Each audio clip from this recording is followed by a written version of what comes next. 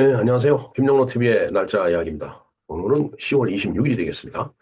자, 10월 26일 하면 떠오르는 단어가 딱 하나 있죠. 아주 우리 현대사에 뇌리에 깊숙이 각인된 용어입니다. 바로 12.6 사건입니다.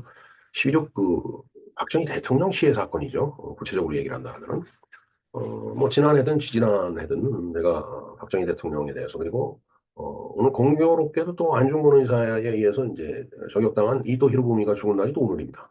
그래서 지난해 같은 경우는 이제 박정희 대통령의 삶하고 그다음에 이토 히로부미의 어떤 삶, 그, 사람의 어떤 살아온 삶과 가졌던 생각이라든가 업적이라든가 뭐 기타 등등 이런 것들을 비교를 해가지고 한번 말씀을 이제 드린 적이 있었는데 뭐 솔직하게 얘기해서 이토 히로부미 하면 뭐 우리로 봐서는 정말 음, 정말 조선을 이제 어, 침략하는데 이제 을사조약도 하여튼 그 과정에 있어서 그야말로 뭐 핵심적인 역할을 했기 때문에 어, 뭐 어떤 의미에서 보면 굉장히 밉죠 사실은. 그러나 일본 쪽 입장에서 봐서는 이토 히로부미는 또 상당히 애국적인 그런 이제 인물이죠. 그건 일본 쪽 관점입니다. 그러니까 명치 유신이 있었고 그다음에 요시다 쇼인의 제자로서 정말 일본을 근대화시키는데 아주 앞장을 선 그런 아주 전천후적이고 전위적인 그런 인물이라고 볼 수 있는데 어, 물론 이제 동시대를 똑같이 산 건 아니지만 그러나 박정희 대통령도 그때 당시에 그, 만주로 가서 뭐 군관학교에서 군사교육을 받고 그다음에 이제 워낙 성적이 좋아서 이제 일본 육사로 유학을 이제 한 그런 전력이 있고 군인으로서의 삶을 살다가 결국은 대한민국의 대통령이 돼서 대한민국의 어떤 이제 산업화 그거에 이제 초석을 깔고 반석을 단단히 깔아준 분이기 때문에 어, 우리들의 가난을 갖다 물리쳐주는 보릿고개를 이제 허물어버린 그런 훌륭한 지도자로 우리는 기억을 하고 있습니다. 물론 동의하지 않는 사람도 있는 거 잘 압니다. 그럼 뭐 동의하지 않는 사람은 그냥 그 상태로 이탁 한 세상을 피차간에 서로 그냥 조용히 마감을 하면 뭐 될 거라고 저는 생각을 합니다.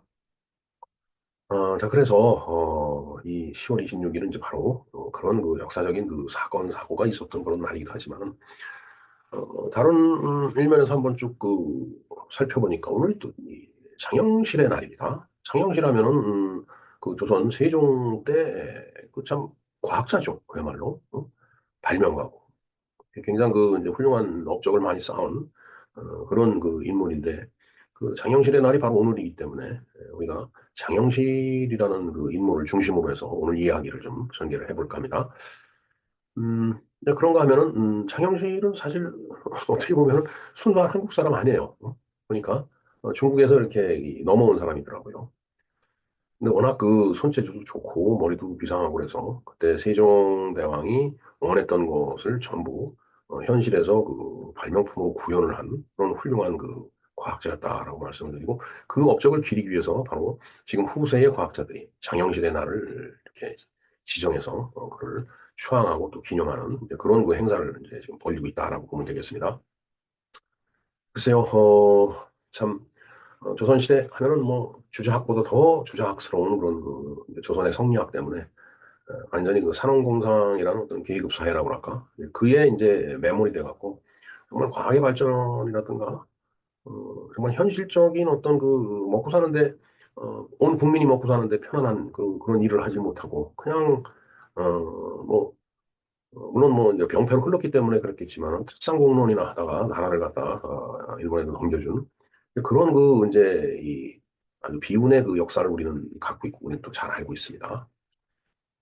네, 산업공상이라고 해서 공상이니까 장사꾼보다는 조금 우였는지 모르지만 뭔가 이 만들고 하는 그런 일을 하는 사람들이 정말 천대받는 뭐 대우받지 못하는 그런 시대에 그래도 세종대왕이 원하는 대로 뭐 천문이라든가 그다음에 이 농업을 발전시키기 위해서 이제 뭐 여러 가지 이제 뭐 과학기구를 만들어내는데 아주 세종의 명을 받들어서 정말 큰 일을 한 분이다라고 우리가 이렇게 볼 수 있어요. 그래서 우리가 장영실의 날을 맞이해서 장영실이 어떠한 인물이었는지 우리가 공부를 좀 해볼 필요가 있다라고 생각을 했습니다. 그래서 바로 장영실의 날에 대해서 우리가 알아보는 그런 시간을 갖도록 하겠습니다. 네, 장영실의 날에 대해서 한번 공부를 해보겠습니다. 자, 매년 10월 26일로 지정된 장영실의 날은 자경루, 앙부일구, 대소관의, 현주일구, 천평일구, 규표 등을 만들며 조선시대 과학기술을 진보시킨 과학자 장영실을 알리기 위해서 과학선현, 과학선현, 장영실 선생 기념사업회에서 만든 날이다. 음, 그러니까 이게 무슨 국가의 그 이제 기념일은 이제 아니고요.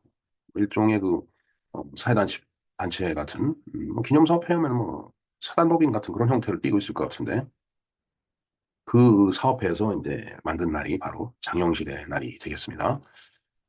음, 자, 개요를 그렇게 이제 말씀을 드렸는데 여기 자경로에서부터 뭐 규표까지 이게 빨간 줄을 쭉 걸었는데 사실 굉장히 어려운 용어죠. 예?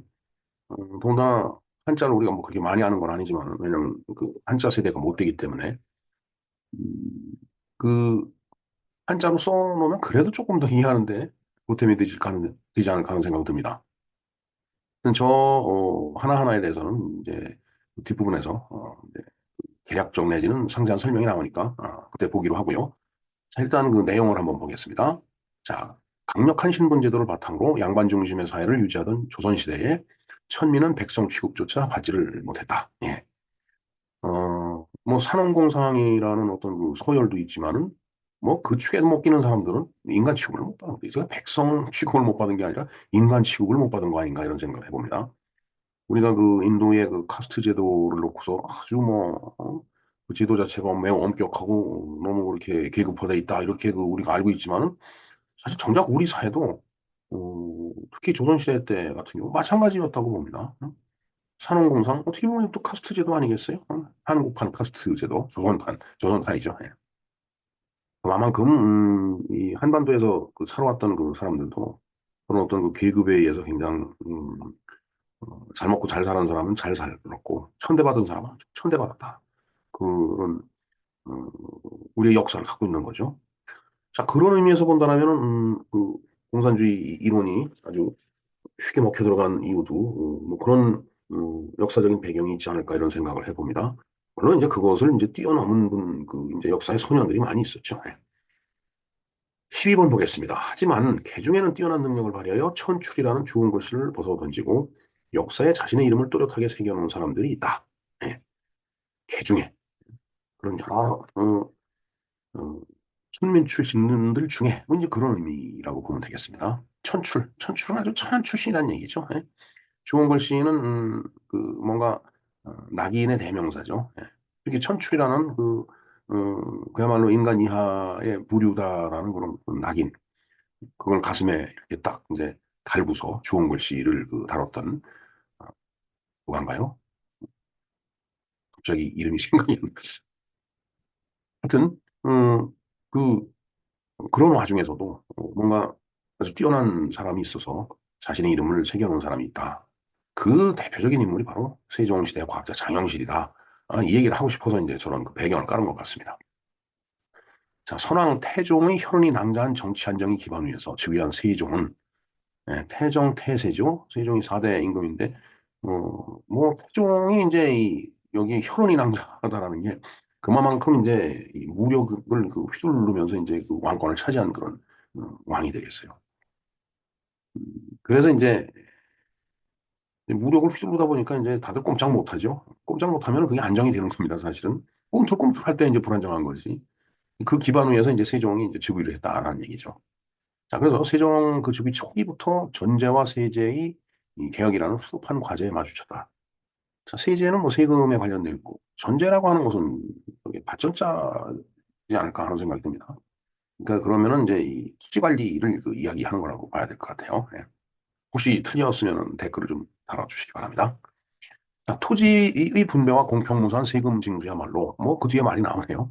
안정적인 국가 경영의 이제 근본이 이제 되는데 그런 목적을 달성하려면은 경제당 농업 생산성을 대폭 향상시키지 않으면 안 된다. 뭐 당연한 얘기죠.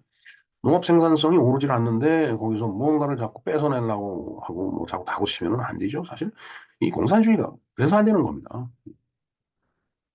사유재산을 인정 안 하니까 한 공간에 이제 여러 사람 때려놓고 어떤 특정한 일을 해라고 뭐 내가 이 일을 안 하나 하나나 뭐 결과는 마찬가지인데 우리 전체가 짊어지는 건데 그러니까 사람이 나태해지는 거예요. 자, 세종은 근대적 농법을 보급하고 우리 실정에 맞는 역법을 제작함으로써 시기에 맞는 파종과 추수를 가능하게 했다. 뭐 세종의 업적이 뭐 대단한 거는 우리 모두 다 알고 있습니다. 자, 농업이 국가의 중심 산업이던 그 시기에 국왕의 가장 중요한 역할은 치력 명시, 곧 백성들에게 농사지을 최적의 시간과 계절을 알려주는 것이다. 그렇죠. 날이 따뜻해서 이제 비가 올 것 같으면, 야, 이게 나가서 밭 갈고, 그다음에 씨를 뿌려라. 이제 막 이제 실록이 우거지는 계절이 되면은, 야, 그거 좀 빨리 자라게 하려면 뭐 퇴비도 좀 써야 되고, 뭐 이런 것들을 가르쳐 줘야죠. 그리고 적당한 이제 시간이 지나서 수확의 계절이 되면은, 어, 언제쯤 수확을 하는 게 제일 낫겠다. 이런 것들을 이제 알려줘 갖고서 농업 생산을 최대한 끌어올리려고 이제 했다라는 그런 얘기가 되겠습니다.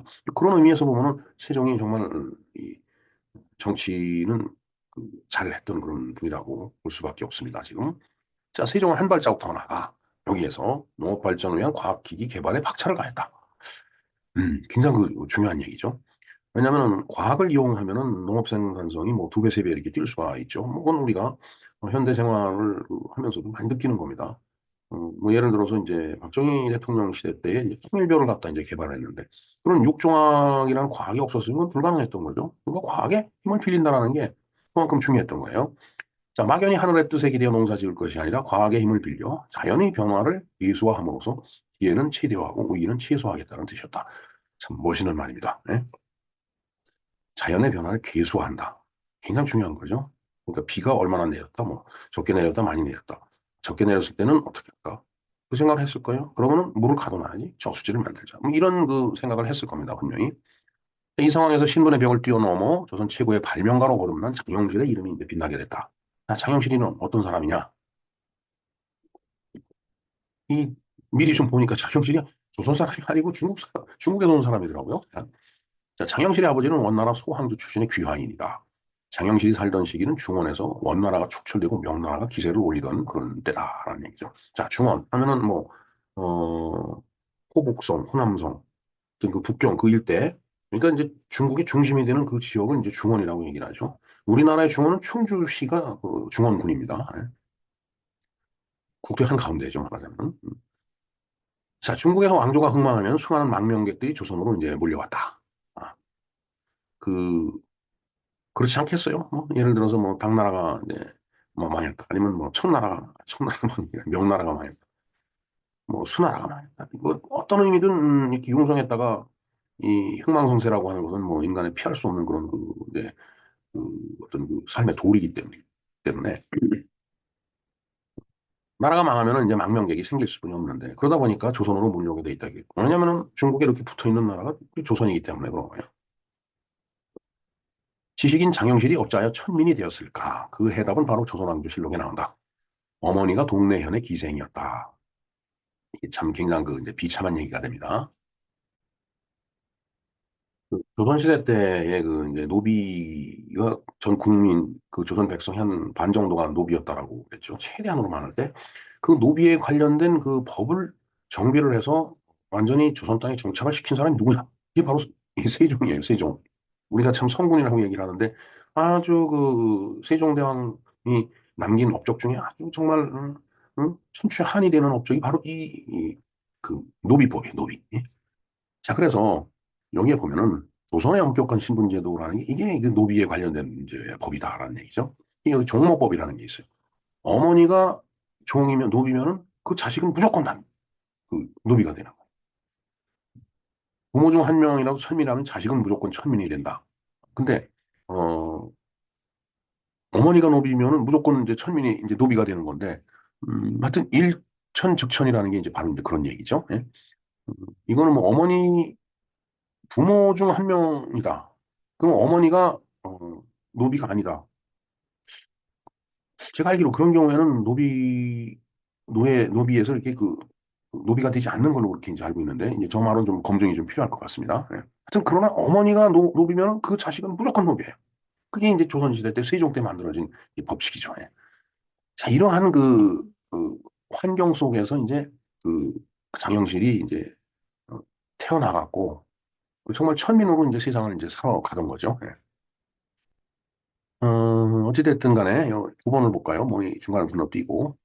이렇게 실록과 족보의 기록상 다른 부분은 쉽게 사실 여부를 가릴 수 없지만, 그러니까 이제 족보에는 또 좋은 말을 써놔야 되니까 이제 족보하고 조선실록에 기록되어 있는 거하고 이제 다르다는 얘기죠. 그러나 세종시대 때에 그가 관노 신분이었다는 거. 왜냐면 어머니가 관기였으니까.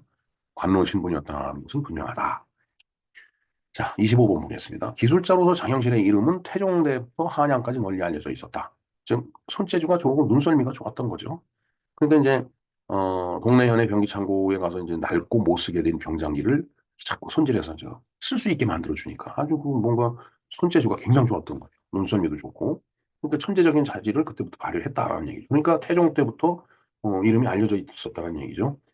그 결과 장영실은 관상감 출신인 남양부사 윤사홍의 추천으로 한양으로 올라와 궁중에서 일하게 되었다. 일하게 됨을 쓰는데 제가 이렇게 이제는 자꾸 오타가 나는 게 죄송합니다. 제가 보긴 보는데 뭐 오타가 잘 발견이 안 돼요.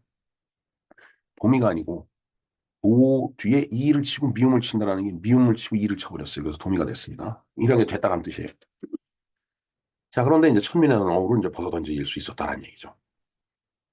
그 얘기는 이제 개인적인 그 이제 자질이 그만큼 뛰어났었다는 얘기입니다. 1421년 세종 3년에 장영실은 윤사원과 함께 북경에 가서 관성대를 살펴보고 왔다. 이건 뭐 진짜 천민으로서 아무리 그 관상감이 그 추천했다 손치더라도 저렇게 북경까지 같이 출장을 다녀올 수 있었다는 것이 정말 이건 뭐 어마어마한 기회를 잡은 거죠. 자, 관성대는 13세기 원나라의 곽수경이 만든 동양 최대 천문대로 각종 천문기기를 통해 천문을 살피는 장소였다.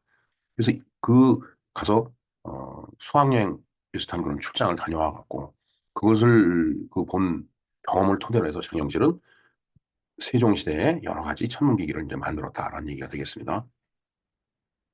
자, 증보문헌 비고에 따르면 세종은 우리나라는 멀리 해외에 있어서 모든 것이 하나같이 중국의 제도에 따라 시행하는데 유독 천문을 관찰하는 기계만 빠졌다 하면서 정인지와 정초에게 천문 기상기기 내력 및 출전을 연구하게 하고 이천과 장영실에게 천문 기상기기의 제작을 맡겼다. 음. 그러니까 뭐 여러 가지 그 문물을 중국으로부터 받아온 것도 사실인데 유독 천문에 관해서는 어, 천문을 하나를 관측하는 그런 기구는 이렇게 잘 주지 않았던 모양이에요. 그러니까 이제 그걸 그럼 직접 만들어 보자 이렇게 된 거죠. 자, 그래서 세종은 양각홍의 성당 도감을 설치하고 정말 어렵습니다. 기기 제작을 맡은 장영실에게 책임에 걸맞는 벼슬을 내려주려고 했지만은 중신들의 완강한 반대로 포기했다. 예, 우리가 사극을 보면 호나 전하아니 되옵니다. 이런 그 멘트를 많이 보는데 저는 그 신하들이 허나저나 뜻을 굽히지 않는 정말 그 나라를 위해서 정말 뜻을 굽히지 않는 그런 그 충신의 말로 저는 이해를 했었는데 그게 대부분 임금이 시행하려고 하는 정책이 자신의 재산, 노비도 재산이니까 그런 것들의 손실이 오면은 하오나 전화를 그냥 머리가 깨지도록 외치면서 반대를 했다고 그러더라고요. 참 정치라는 게 요즘 정치하고 똑같은 것 같아요. 그때도. 그래서 이제 벼슬을 좀 천민한테 좀 이렇게 내려주려고 하는데 뭐 중신들이 반대하는 거죠. 세상에 아니 그런 저런 천민한테 벼슬을 주면 저 천민이 나하고 똑같아지는 거야. 안 돼. 내 체면과 내 지위에 손상이가 해갖고 끝까지 반대하는 거죠. 하오나 전화 아니 되옵니다고. 그 이유는 천출이라는 신분의 제약 때문이었지만 장영실은 낙심하지 않고 1424년 세종 6년에 수성물시계인 경점기를 개선함으로써 자신의 실력을 증명해 보였다. 자, 그러자 세종은 그에게 상현 별자벼슬을 내리기로 마음먹고 이조판서 허조와 병조판서 조말생을 불러 의견을 물었다라는 얘기죠. 그러니까 허조는 기생의 자식을 상위원에 임명할 수 없다라고 반대를 했어요. 허조는 이조판서네요. 근데 병조판서 조말생은 이런 그러니까 무리수다라는 얘기죠. 오히려 상위원에 적합하다 하면 찬성을 했다라는 얘기죠. 그러니까 이제 세종이 다른 대신들을 불러갖고서 이제 어, 또 다시 물으니까 그 중에 유정현이라는 사람이 나서갖고 장영실이라면 상위원에 임명할 수 있다라고 찬성을 했다라고 합니다. 그만큼 업적이 뛰어났으니까 이제 그 웬만하면은 면천이 안 되죠. 그야말로 표서를 어떻게 받겠어요. 워낙 뛰어났으니까 이제 받는 거죠.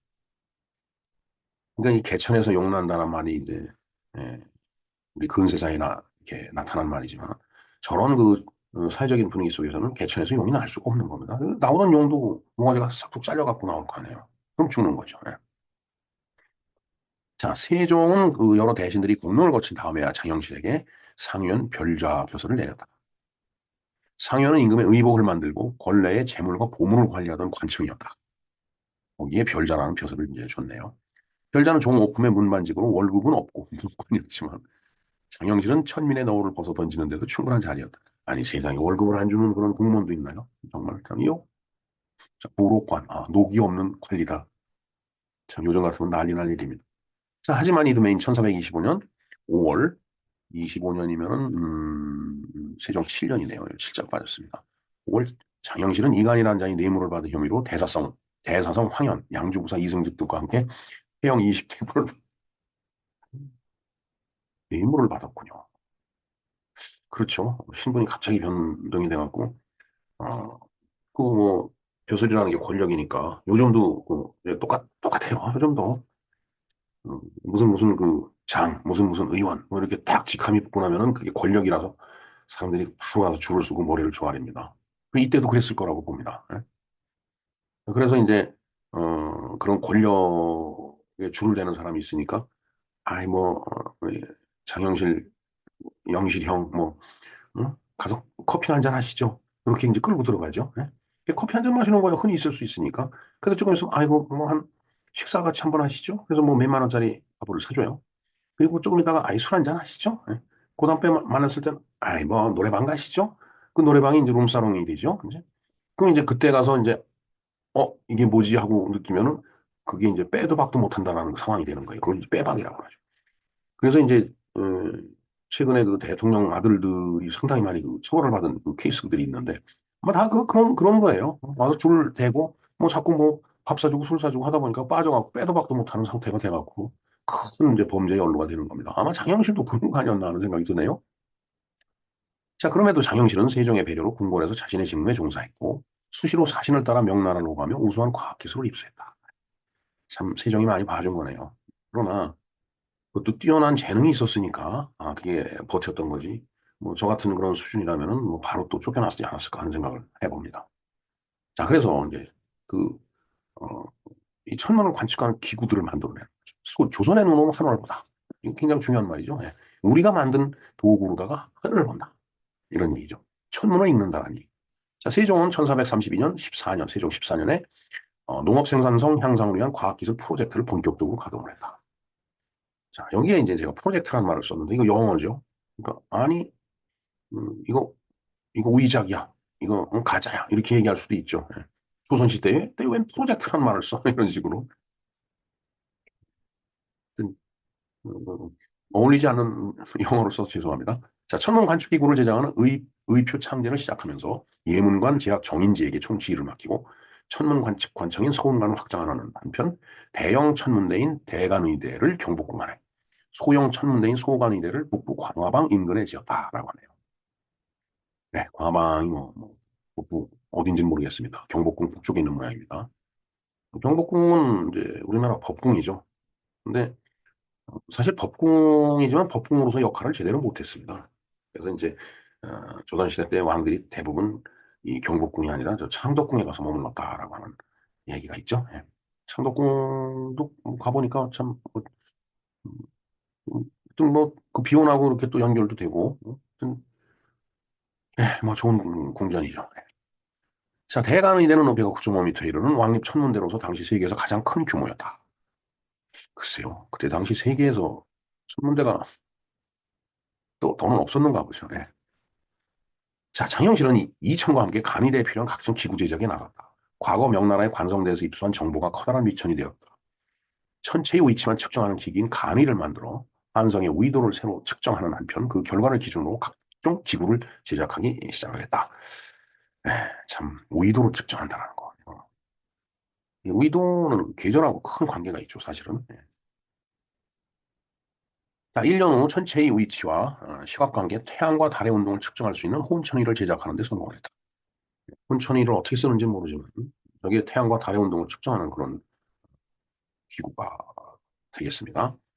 그 다음에 이제 자경루. 글쎄요.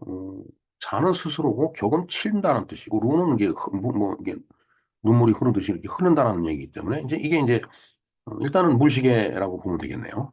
새로운 자동 물시계를 만들어냈다. 혼천이는 국가의 자존심을 세워주었다라면 장영실의 자경은 백성들을 위한 순수한 창작품이었다. 그래서 세종 16년 7월 1일 날 세종은 자경루를 조선의 표준시계로 선포를 했다라고 하네요.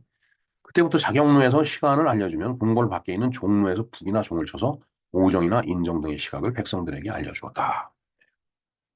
뭐 요즘은 뭐 워낙 그 시계가 디지털화돼 있고 뭐 방송에서 저기를 알려주니까 시간을. 근데 저 어렸을 때만 하더라도 그 읍사무소나 뭐이 소방대, 특히 소방대죠. 소방대 사이렌이 있으니까. 소방대에서 낮 12시가 되면은 그 사이렌을 불었어요. 낮 12시라고. 왱 하고.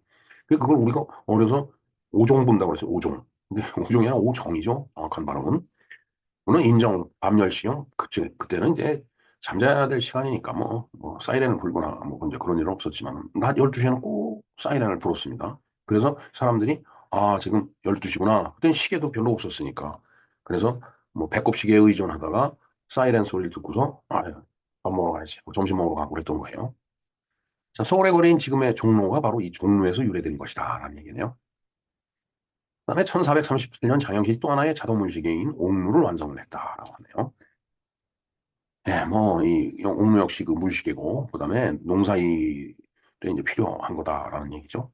자, 4번 볼까요? 옥루는 1553년 명종 8년에 화재로 소실되었고, 그 다음에 다시 제작했지만, 임진왜란으로 불타서 현재는 전해지지 않는다.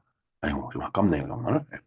자, 장영실이 제작한 기기는 혼천일을 간소한 대간이와 소간이, 휴대용 해시계인 현주일과 천평일, 시간과 함께 남북 방위를 알려주는 해시계인 양부일, 그다음에 밤낮으로 시간을 잴 수 있도록 만든 일성정시, 해 그림자에 따라 절기를 알 수 있게 만든 규표 등이 대표적이다.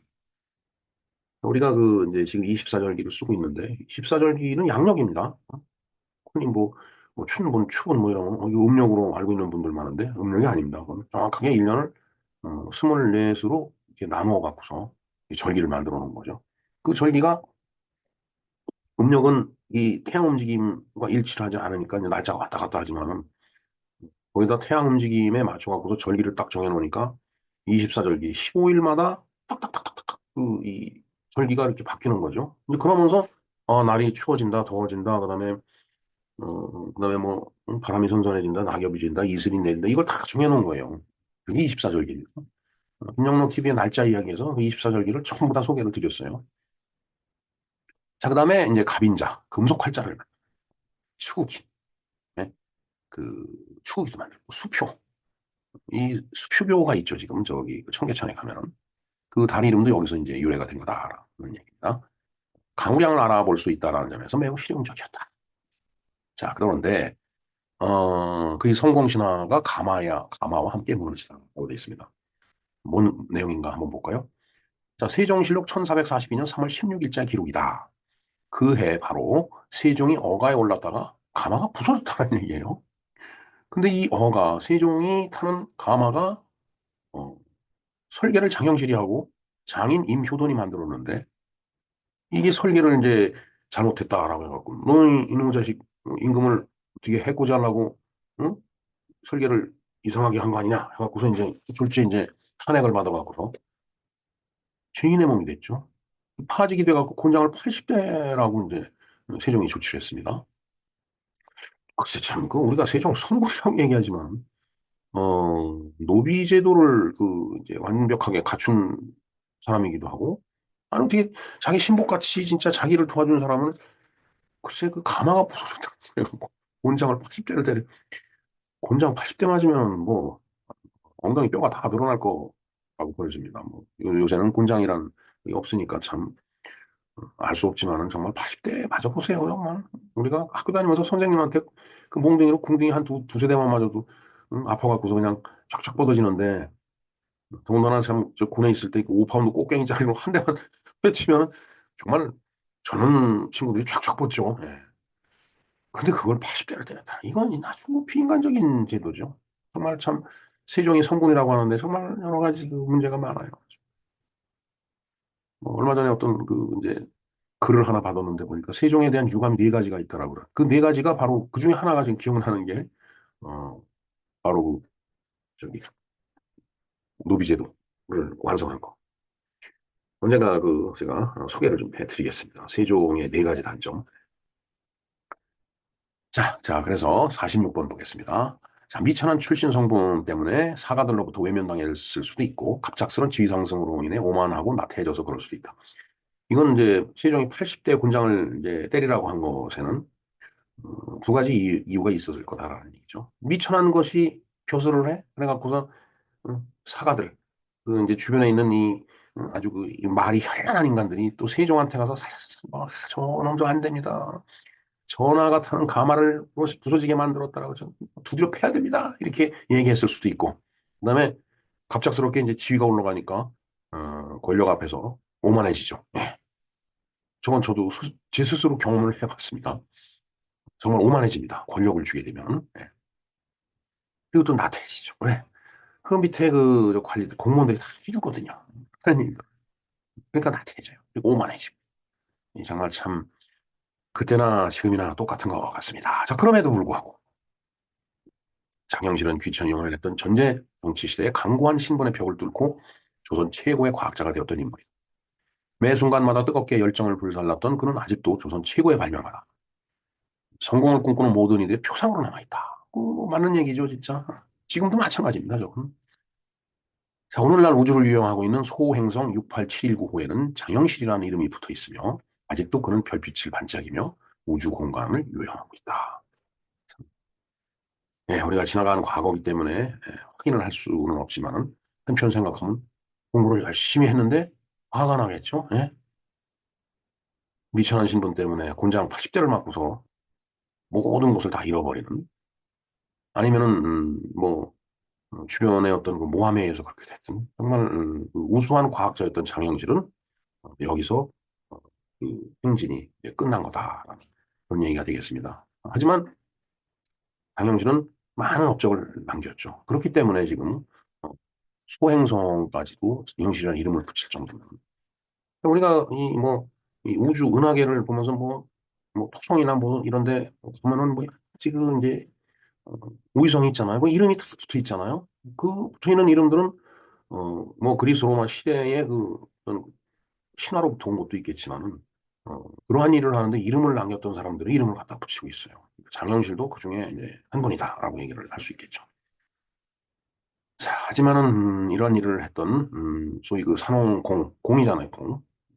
산홍공. 그러니까 세 번째 이제 계급이죠. 그 세 번째 계급도 그 산공상 축에 끼지도 못했던 노비 출신이 거기까지 올라갔다라는 거 정말 장영실에게 큰 박수를 보내지 않을 수 없다라는 생각을 해봅니다. 어찌됐든 비록 사회단체가 제정한 날이지만 오늘이 바로 장영실의 날이 되겠습니다. 그래서 장영실이라는 조선시대 때의 그 과학자, 기술자에 대해서 우리가 공부를 해봤습니다. 자, 그리고 오늘은 아주 역사적인 날이죠. 12.6입니다. 박정희 대통령이 김재규의 흉탄에 의해서 저격이 된 날이죠. 참 정말 시해죠, 시해. 이건 아주. 그다음에 이제 이토 히로부미가 안중근 의사에 의해서 또 저격이 된 날이 되겠습니다. 나름대로 다 의미가 이제 있는 그런 사건이 되겠습니다. 그다음에 이제 노태우 대통령도 오늘 유명을 달리했죠. 그다음에 박치기왕, 김일 선수도 오늘 유명을 달리했네요. 네. 자, 그런가 하면은 청산리 전투를 시작했다가 끝난 날이 바로 또 오늘 1920년 10월 26일이 되겠습니다. 자, 그래서 11.6의 두 총성은 바로 제가 박정희 대통령과 이토 히로부미의 일대기를 이렇게 비교표를 만들어 갖고서 설명을 했던 그 영상이 되겠습니다. 바로 박정희 대통령 1979년에 이제 그 총성에 의해서 이제 서거하셨고 이토 히로부미는 1909년에 총성에 의해서 이제 죽음을 맞이하게 됐죠. 제가 표현을 다르게 쓰긴 했지만 이토 히로부미 정말 일본 역사에서 봤을 때는 정말 내노라 하는 둘도 없을 그런 영웅입니다. 사실은. 네.